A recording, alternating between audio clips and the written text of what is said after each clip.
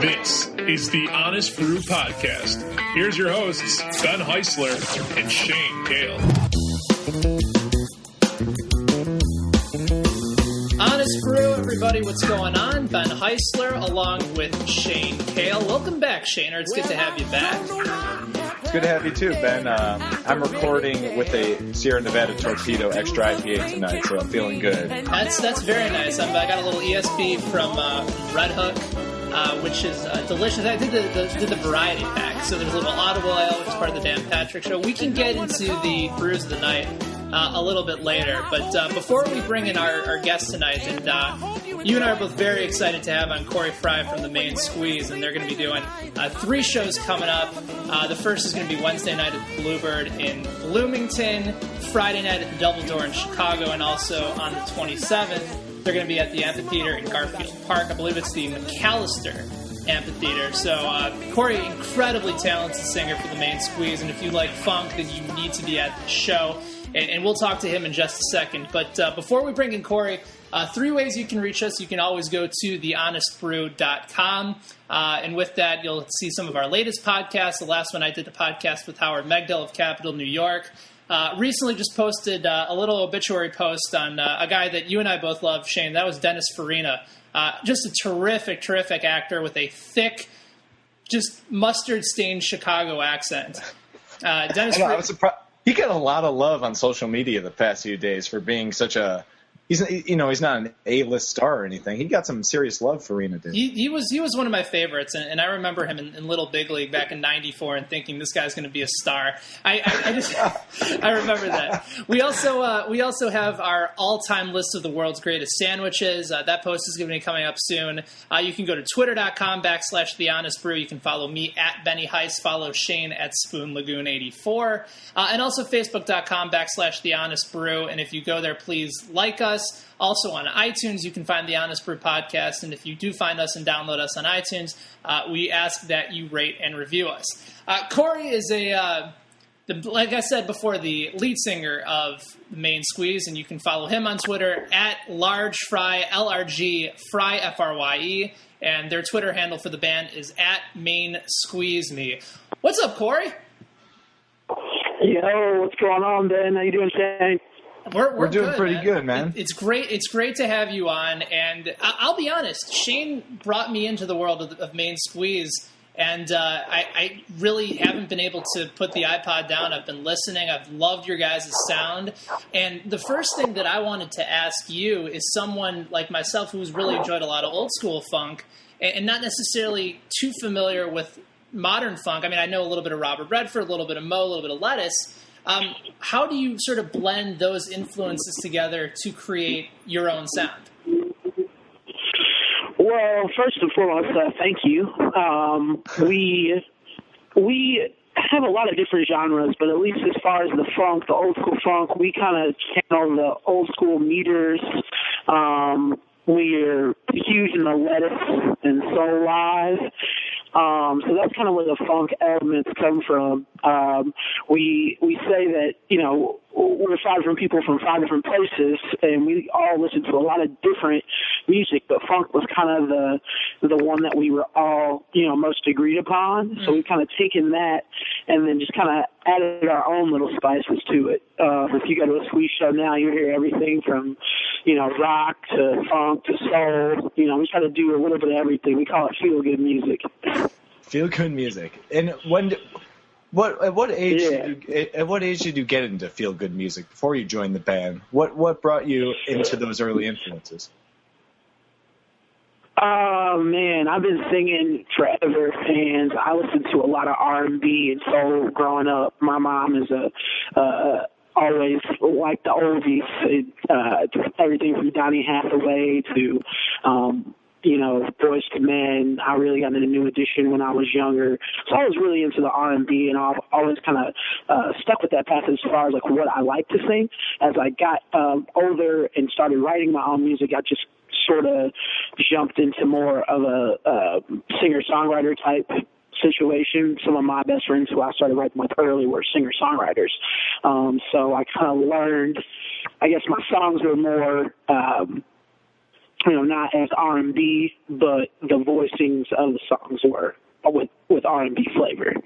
So that's kind of where I come from. And you had mentioned before that you've been singing all your life, and one integral part of that life was, and this is something that the three of us all have in common as IU grads, is you were part of Straight No Chasers, the IU men's a cappella group, and they're world-renowned, and still the original group continues to play to this day. I guess what are some of your fondest memories of being in that group, and was there any sort of influences within your time there that got you going into the Main Squeeze now? Oh, yeah. Straight No Chaser was a huge part of my Indiana University education, and it was, that's crazy to even think of as an extracurricular group to be that, but we just learned a lot. First off, there's 10 people, and you're listening to all kinds of music that you've never even heard before, and turning those into a cappella songs, and it taught me a lot about performing and getting comfortable on the stage. We did show after show, and when you're playing at sorority houses for lots of girls and smiling and laughing and having a good time, you learn how to get very comfortable and kind of make the stage your home, and that's what it's always been for me. It's just kind of that's the easy part. That's where I'm feeling the most comfortable. So, Straight No Chaser was huge for that. There was also the business side of that because we ran ourselves as a student organization. So there were, semesters where I acted as business manager or assistant business manager, and you learn how to, book shows and talk to people and send emails and check press kits and just things in the music business that, after doing Straight No Chaser and then being in a situation where I started, a band or two before I actually ended up in the Main Squeeze and dealing with that. You just learn the business side of the music as well. So it was huge for that for me.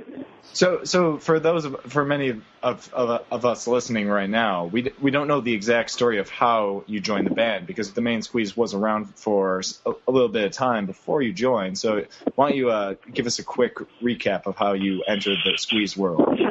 Yeah, after I finished up at IU in the summer of 08, I went and worked on cruise ships for a little bit, but I ran into Smiley just before I started my contract, and that sort of rekindled our connection. We met a long time ago,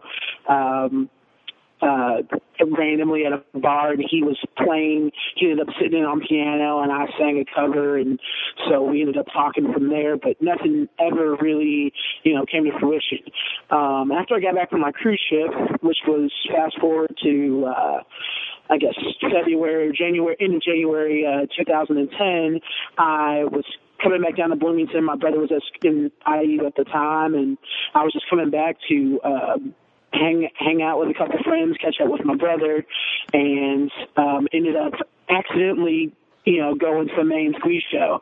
The band that was opening up for the Squeeze was one of my friends was playing in that band, so I actually went to go see this other band and ran into Smiley, realized the Squeeze was playing, and later that week found out that their lead singer was taken off to California, and they were looking for a lead singer, and I was back off a ship, and I was looking for a band. So it was like one of those kind of things where we got together and just jammed for a little bit, and they asked me if I wanted to, play a show or two. And, next thing you know, it's, the rest is history.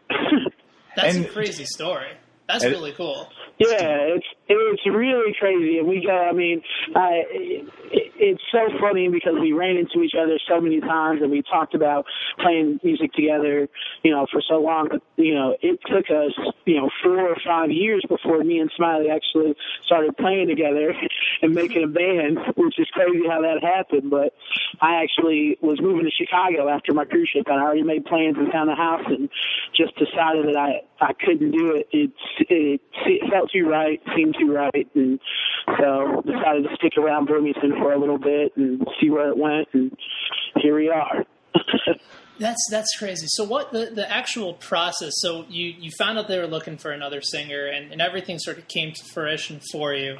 In that process of trying to figure out, okay, like we had this sound before, what Corey gives us is a different sound, but a sound that we like. How long did it take you guys together because I mean, obviously, like the music, that's a key part that sort of remained the same. You had the original band members intact, but to be able to incorporate your sound and in basically the way that you've been able to give back to the band. How long did it take before you guys ultimately felt comfortable in what you were doing, both playing and recording and also performing?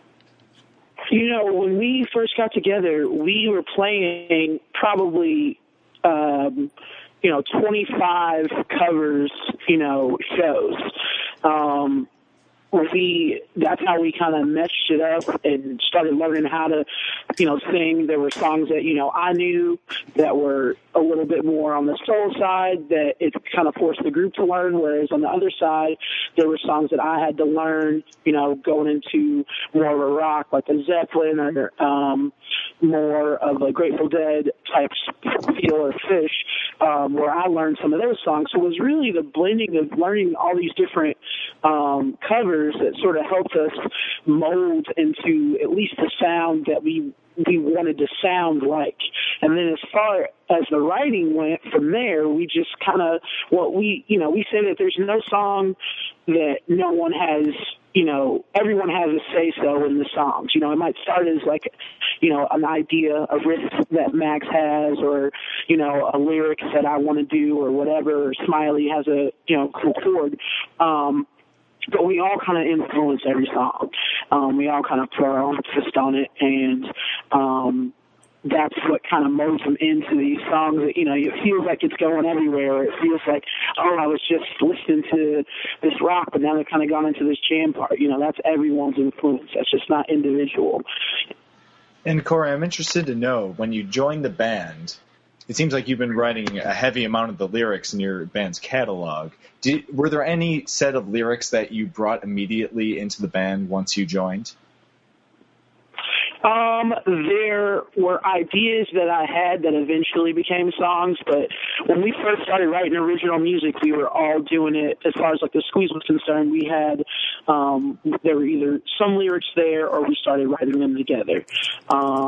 As we have progressed, there have been other songs that we've gone back in the catalog. Trouble is one that stands out because I had words written down, and it was like one of those things we were playing back through, and I was flipping through the book, and it was like, oh, maybe this will work over that kind of thing. But for the most part, regardless of whether or not I come up with them on my own before they are put with music or not, like we kind of work alongside with it. Does that make sense? Yeah, it's a process. It's a process, yeah. I do have songs, and we have, other people have songs as well, but generally speaking, at least as far as the new music, we're kind of writing together. And you enjoy that process of writing original music? Oh, yeah. I love it. There's nothing, it's a way to express ourselves, and I love just coming up with new song ideas and thinking about the way that they're going to go over well, with the crowd and, how people are going to react to them. It's a process. I was just talking about to my roommates how I hate to rush that process. It's like one of those things I really, with songwriting, it just seems like, you want it to flow out and be as comfortable as possible. And it's through and through a very, very, very unique process, but fun. What's interesting, too, and we're talking with Corey Frye from the main Squeeze here on the Honest Brew podcast. A lot of the times with musicians that have been around, like, sort of in the early parts of your career, and listen, you're around our age, you're in your mid-20s, like, it's still, I mean, you've been doing it for a long time, but it's still an early part of your career. But when it comes to having your own sound, and we kind of talked about this earlier, and I was asking another musician who was on this podcast, do you like it when someone says, you know what, you sound like so-and-so or this person or that person? And a lot of times it's someone that they've looked up to, so they feel good about it. But at the same time, it's like, no, man, I want my original sound. I want to have a unique voice. Are you sort of in a back and forth process between saying, like, yeah, thanks for saying that we sound like this great band, or are you like, no, man, I want us to have our own sound?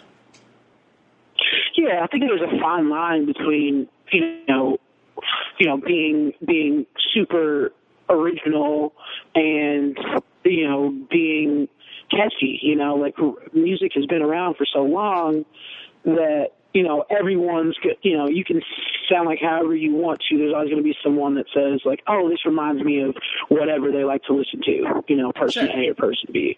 And so, you fight the battle of, we want it to be, it can sound like, Zeppelin, or it can sound like Michael Jackson or whatever, but in the whole product of it, if that is main squeeze, and that's something that, we can stand behind at the end of the day. I think that if it doesn't have influences of, if you don't hear the guitar licks and you don't hear, Hendrix, or you don't hear, something like that, then that's kind of doing a discredit to, the people that influence us, if Sure. that makes any sense. It does. Absolutely. Yeah. Corey, I'd like to quickly go back to your roots. And obviously Bloomington was where you guys got your start. It had it had a lot to do with what you become to this day. And one of the most important parts about Bloomington is the Bluebird, a venue which you guys have come to. Seems like you guys almost own the place by now. And how important has that venue been to your guys' success? The Bluebird has been excellent as far as, just building our fan base, but building ourselves as a band. We've had, some of our most memorable shows have been down there. And when we think about, when I think about us, stepping on the stage for the very first time together, to, a Thursday night with probably 40 people, and the fact that we can step in that place now and, pack it, whenever we play, it means so much. The IU alumni network, and that's kind of where that Straight No Chaser comes in too, realizing, just how far that network stretches around the country and around the world, and to be able to step in places. We went out to the West Coast for the first time, and for example, and to be in San Francisco or San Diego, hours and hours away, days drive away from Bloomington, and there'd be people there with IU shirts on saying that they saw us at Bluebird. That is really special. And, there would be, I know there's, got John Mellencamp who's come out of there, and there's been some great musicians out of Jacobs, but, we really want to take pride and be that first, big break band to come from Bloomington. We love it, and it's meant so much to us, so much. And coming from a small town like Bloomington, I'm looking over your tour schedule for the summer, and you guys are playing a lot of Midwest, no-name towns, but with great music festivals. And they're these tiny towns, but it seems like it's like you look at it and you're like, some place like Granville, Ohio. You're like, there's a college there. That's got to be a cool place to play. I just kind of want to get your thoughts on your touring strategy and how you, I guess, just your whole strategy as a band in order to reach your goals of becoming, one of those Bloomington bands that develops a name for itself. Well, we recently switched to New Frontier Booking based out of Nashville, and their biggest client is the Avett Brothers. They also have some other acts on board, which have also played at Bluebird. Yeah, exactly. But what we want to do is we want to, especially in the Midwest, we want to take over this college market and just get into these scenes where we can play some of these colleges and start spreading the word amongst, kids that have a means to get it all out. You're sitting at random college at, Kenyon College with, 5,000 people that are at the school, but all 5,000 people are going to go watch the band. That's something that's always going to help us out. And when they go spread out through Ohio, that's going to, that helps us out when we go to these next cities. Our major markets right now are, Bloomington, Chicago, New York City, is one of our biggest markets. And so what we're kind of in the process of doing with our management team is building routes between those spots so we can continue to build up those fan bases, because we have shows we're doing, we just played at Brooklyn Bowl in New York City on 2 weeks' notice, and we almost sold out the place. I think we got over 500 people there on a Thursday night. So we're doing well in a few big cities, and now we're kind of in the process of where we want to get into just smaller cities that are on the way to those bigger cities. That makes a lot of sense too, and especially with that type of market being able to have so much access through social media and be able to get that type of message out too has got to be critical. Oh, yeah. It's essential. It's essential to everything that we're trying to do.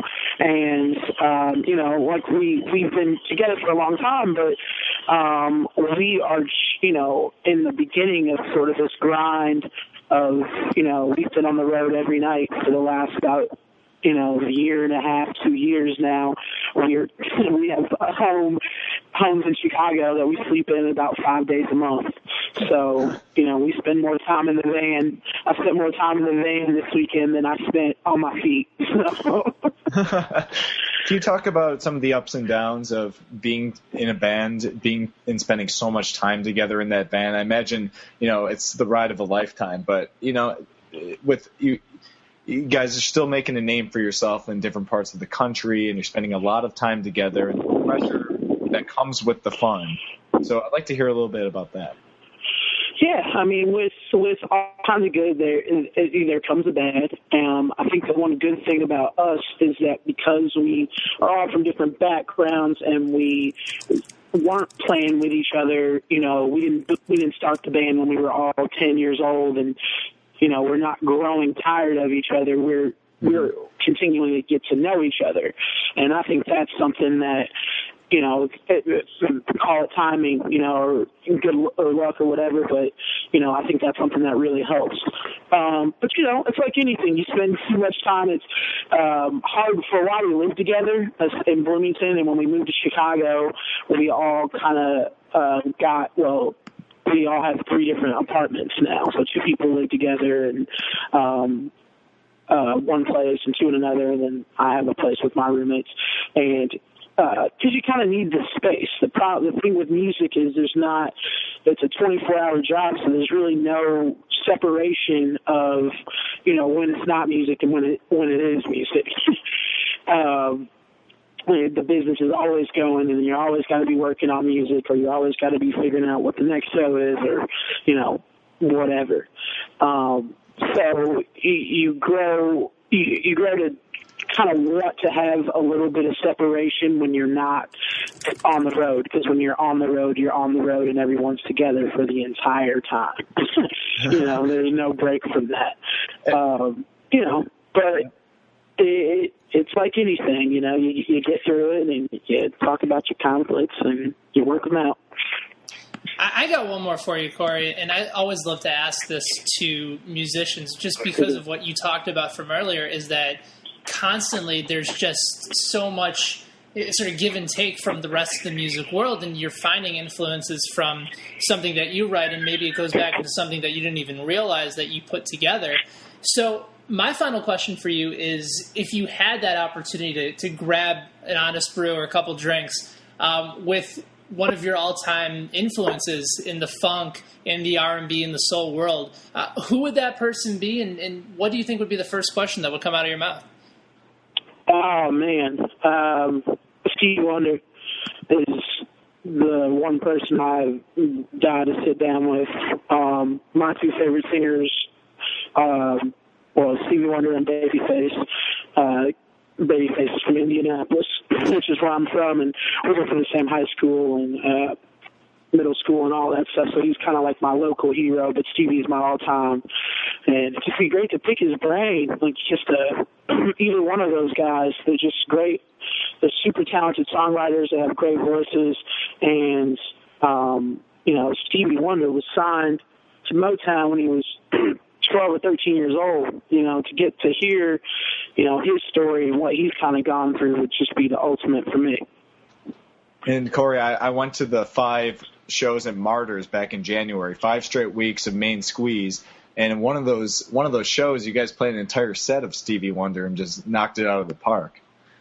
Oh, yeah. Thank you. Thank you for coming. You were like one of about 70 every week if we could get that many. Yeah, and it was a cold, bitter January, and I brought about 10 people to each of those shows, and maybe 5 to 10, and we just had the time of our lives. And I've only seen you guys a few times since January, and one of them was at Randolph Street Festival. But I feel like going into this show at the Double Door, it's a tiny place, but it's going to be packed on a Friday night. You guys are going to be amped up to play a new venue in Chicago. Oh yeah. We've when we first started in Bloomington, we kind of made Chicago our priority. Just not even knowing that we were going to eventually move here, but it was like, it's too big of a city and too close to not get here. So we've actually played one show at Double Door a while back, but since moving here and having the 5 of us, this will be our first time getting in there, and we are super excited. It is such a great venue, and it does kind of pack in, and that's the kind of show that we want. We want everyone in there all sweaty, bring a towel. It's going to be a party. That's what we like to do, and that's what it's about. Well, listen, anytime you have an opportunity to be in that type of an environment, in that type of atmosphere, and Shane and I were talking about it before, like seeing you guys and seeing a show at the Bluebird, because of how close everybody is to the stage, it makes such a world of a difference. And I certainly know that show at the Double Door on Friday night is going to be great. And also, July 27th, which is Saturday, you guys are going to be at McAllister Amphitheater over at Garfield Park in Indianapolis. You can go to mainsqueeze.bandcamp.com, and you can actually just take a listen to a bunch of tracks from Main Squeeze's latest album and find out when they're going to be playing and just get the straight dope on where these guys are going to be. I haven't had an opportunity to see you guys play live yet, Corey, but I cannot wait. Thank you so much for your time, as always, and we look forward to hearing from you guys again soon once you made it big. Absolutely, and I wanted to plug our new website that our bass player Jeremiah just did, mainsqueezemusic.com. We've got it all revamped, so check it out. Perfect, mainsqueezemusic.com. Corey, it was a pleasure, man. Thanks so much, and look forward to hearing you guys soon. I'll see you Friday, Corey. Thanks a lot, guys. We'll see you Friday, okay? Sounds good, man. Great. Corey Frye from the Main Squeeze, and I also forgot to mention you can follow him on Twitter at LargeFrye, at LRG Frye. And for a while, we weren't sure whether or not it was just LRG Frye or Large Frye, but we put the pieces of the puzzles together. And also the Twitter handle for the band is at Main Squeeze Me. And Corey's a guy in that whole group. You've seen them live. You know the type of shows that they put together. It's a group that you root for, man, and they certainly have the talent to go places. Yeah, you see Main Squeeze live, and you're like, these guys are like musicians among musicians. They're not huge yet, but they will be one day. They're one of those gems of a band you see now, and you're like, man, I'm seeing a whole ball of talent just evolve. Well, because I saw the Main Squeeze maybe 4 years ago when they were just getting started as a band, and now they're just taking off, and you could tell they've been playing a whole hell lot of those shows the last couple of years. And we're lucky to live in Chicago and have so many Main Squeeze local shows. I was lucky at one point to live in Chicago. I currently live a little bit further away now at this point, but it's a great music city. And we were talking about the Bluebird too. Do you have a favorite show that you saw back in your days there? Because like I said before, it's such an intimate venue. And when you're around maybe 300, 400 people, seeing some great acts, it makes a difference because you feel so much more connected to the show. Yeah, the only problem with the Bluebird, it's hard to remember the shows. That's right. So they're selling 15-cent beer on. Actually, yeah. I saw Afro Man at Bluebird. Afro Man was always great. I saw Afro Man 4 times there, and it was always fun. But he did 2 songs and then was too high as balls to keep going. Well, the best part about Afro Man, it was 1:30 in the morning. That was it. Yeah, and he would I saw a couple of Afro shows where he played Afro Man shows where he played 10 songs, but he'd have his whole brood of 10 guys up on stage. You don't know who is who and what what the role of each guy is, but they would just be up there slamming some 15-cent beers and having a good time. So definitely a good college town show. But seeing the bigger acts there is always fun, like Humphreys McGee and stuff like that. A band that could sell out 5-10 times as many seats, just pack it in there is probably one of my favorite memories. Yeah, those are the best. I saw the Avett Brothers there. I think it was either my junior or senior year. Amanda and I saw Ingrid Michaelson and Matt Kearney there before they got big, and we were probably like right in the third row. Amos Lee is another guy that I saw there. Sister Hazel was another group. It's a fun place to see a show. And then, as we mentioned, Main Squeeze is going to be there Wednesday night at the Double Door on Friday. They're there like every 2 weeks. It's incredible. Yeah. Those guys are just on the move. I mean, but I'm not saying that you should miss them this time around, too. No, go see as many as you can. Yeah. All right. Well, Shaner, it's good to get you back on the show. We'll try and get this going a little bit more often. Next week, very special Honest Brew podcast episode. The MLB trade deadline is going to be coming up. And Jim Duquette, former general manager of the New York Mets and Baltimore Orioles, and also my colleague over at MLB Network Radio, he's going to join us. Duke has some wonderful insight in the world of trades and especially what it's like to be a general manager at that time. You think being a GM is already busy. Imagine right before the deadline where you're just trying to see whether or not you can improve your team or not. It's got to be such a stressful time. I don't want to think about it. No. I think my job's stressful, and then I think about a job that's more stressful. So we'll ask him, and I'm also curious to get his thoughts on whether or not Rick Hahn, the general manager of the White Sox, whether or not he might have the most difficult challenge in all of baseball right now, rebuilding that team. And it's up there. It's got to be it's got to be top 5 most difficult. Yeah, it's a rough position right now. You're not dealing with a lot of good cards. Yeah, you have a lot of veterans on that team, a farm system that really is at the lower tier of baseball. I'd say probably if you're talking about... If they were a farm, they'd be growing just like potatoes that you couldn't even eat. Yeah, their farm right now is not even Whole Foods approved. they're sending their shit to Food Lion or Giant or Giant. One folks, for all those listening, please do not write checks at a supermarket if somebody is behind you in line. Thanks for listening. I'm really glad you brought that up, and that's something that we can get into another time. But that happened to you. Yeah, 80-year-old man writing a check. I'm in a hurry to go to a concert. I'm visiting D.C. I'm out of town. It's like, dude, just let me get on with my vacation. I don't have time for you to call your banker and open up a money market account. I just want to buy these solo cups. I actually called Jim Palmer personally when I was a 7-year-old child, calling the money store. You remember those commercials? I do not remember them. You don't remember Jim Palmer from the Money Store? Well, we'll get into that a whole other time. But again, thanks to Corey Frye from the Main Squeeze for hopping on with us here on the Honest Brew. We will be back next week. Until that time, look forward to the all-time sandwich post that's going to be coming out soon. Thank you, everybody, for listening. He's Shane Kale. I'm Ben Heisler. We'll talk to you next week. Take care. But he said...